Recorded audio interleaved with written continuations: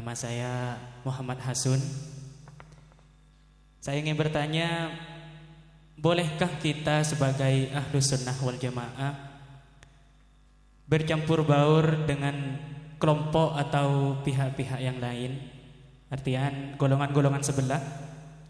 Jika diperbolehkan, seperti apa bentuk toleransi kita terhadap mereka, dengan catatan kita tetap memegang teguh akidah kita sendiri. Seperti itu. Sekian. Assalamualaikum warahmatullahi wabarakatuh.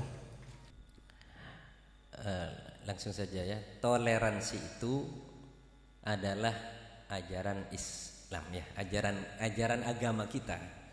Tapi lingkupnya hanya dalam muamalah saja, dalam interaksi sosial, tidak lebih dari itu. Jangankan berinteraksi dengan sesama umat Islam yang berbeda aliran itu ya, dengan orang kafir pun kita diajarkan oleh Kanjeng Nabi untuk toleran. Sampai dalam satu hadis beliau mengatakan, man adza dzimmiyan faqad adzani. Siapa saja yang menyakiti orang kafir dzimmi, orang kafir yang dalam tanggungan perlindungan umat Islam, maka dia sama saja dengan menyakitiku. Nah, ini ya. Jadi ini satu. Dan setahu saya tidak ada agama yang secara spesifik memberikan ajaran mengenai toleransi seperti agama Islam, ini enggak ada. Jadi agama kita ini memang luar biasa. Jadi kalau dalam hubungan sosial kemasyarakatan kita diajarkan oleh agama untuk toleran. Kepada orang kafir pun kita diajari untuk toleran. Apalagi kepada orang yang oleh Kanjeng Nabi dianggap sebagai saudara.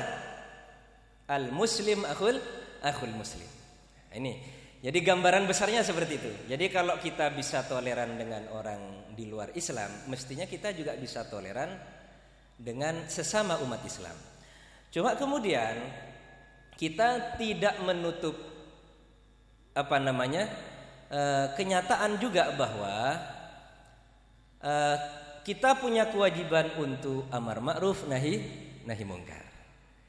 Sehingga dalam hadis dikatakan man ra'a minkum munkaran falyughayyirhu bi yadihi fa illam yastati' fa bi lisanihi fa illam yastati' fa bi qalbihi wa dzalika aful iman. Jadi kalau kita menemukan dan melihat suatu kemungkaran, maka kewajiban kita adalah melakukan nahi mungkar dengan cara pencegahan secara teknis, secara langsung, dengan kemampuan dan kekuatan kita. Kalau tidak bisa fabilisanihi, dengan cara menasihati. Kalau tidak bisa, maka kita cukup ingkar bil qalb. Sehingga dalam hal ini ya, ketika kita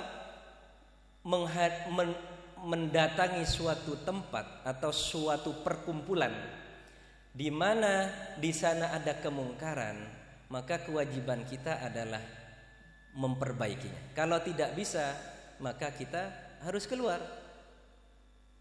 Kalau memang meninggalkan itu tidak bisa, maka minimal adalah ingkar bil qalb. Nah, itu satu. Yang nomor dua, kita juga diajari untuk mencari teman yang baik dan menghindari teman yang buruk. Jadi kalau kita meyakini bahwa kelompok lain itu berbahaya bagi kita, karena kita kalau berteman dengan dia bisa saja kita dipengaruhi, maka lebih baik jangan berkumpul. Tapi ini dalam rangka untuk memproteksi diri kita, bukan untuk bermusuhan, kan begitu ya? Nah, karena bermusuhan dengan orang kafir dzimmi saja dilarang oleh Kanjeng Nabi, menyakiti mereka, apalagi sesama umat Islamnya. Itu yang perlu kita garis bawahi, hadirin hadirat sekalian. Jadi dalam soal ini kita nanti juga akan dihadapkan pada hadis man hajara akhahu fawqa salasati ayyam, orang yang tidak nyapa ya dengan sesama Islamnya melebihi 3 hari, maka dia tidak akan mencium bau surga. Ya, tidak nyapa sesama umat Islamnya lebih 3 hari, tidak akan mencium bau surga. Nah, cuma kemudian dijelaskan oleh para ulama, ini ada pengecualiannya. Kecuali ada udzur syar'i. Ada alasan yang dibenarkan secara syariat. Umpamanya kalau saya berteman dengan itu, saya bukan malah mereka ikut kami, malah nanti kita yang akan terpengaruh. Nah, itu salah satu alasan. Yang nomor dua, kalau saya berkumpul dan menyapa dengan itu, nanti saya akan diajak berbuat kemaksiatan dan seterusnya. Ini diantara sebab-sebab syar'i yang oleh para ulama dianggap sebagai pengecualian dari hadis man hajara akhahu fawqa salasati ayyam dan seterusnya.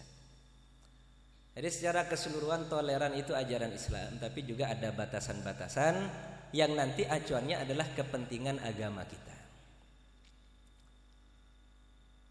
Ya, demikian.